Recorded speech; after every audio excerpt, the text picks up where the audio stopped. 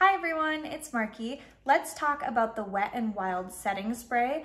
I have used this setting spray for years now and I have absolutely loved it. This is the only one I use. I have tried it and it was my favorite, tried and true favorite. So this is a matte finish. You're not gonna look shiny. It doesn't have that dewy finish, which a lot of people love. I really like the matte finish where you look really just smooth and clean. This really gives you that.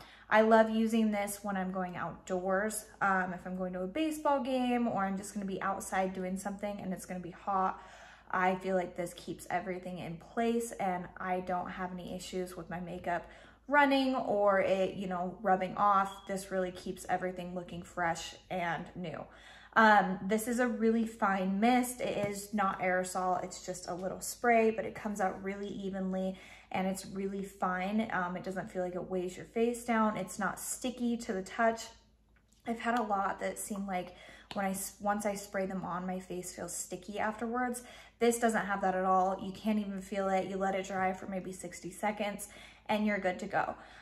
This is about 1.5 ounces, just a tiny bit over. I think it's 1.52 ounces. So a little goes a long way. I think I use maybe 3 sprays each time I do my makeup, just spray it on and I am good to go. This lasts for quite a while. It doesn't get clogged up because it is oil free. It's also fragrance free, so it comes out really easily.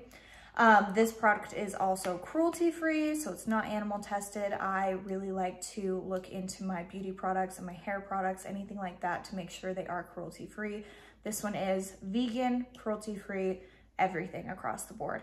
So if you are looking for a really good setting spray, summer's coming up, I think this would be perfect for you to look into, and I hope this was helpful. Thank you.